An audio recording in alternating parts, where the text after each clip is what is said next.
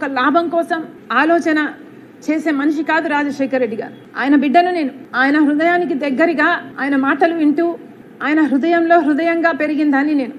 ఆయన ఆశయాల కోసం ఆయన ఏ రకంగా అయితే త్యాగం చేసే మనసు ఆయనకుందో ఆ రకంగానే నేను కూడా ఆలోచన చేయాలి, ఆ రకంగానే మీకు నేను సహాయపడాలి, అంత నిస్వార్థంగా మీకోసం నేను త్యాగం చేశాను,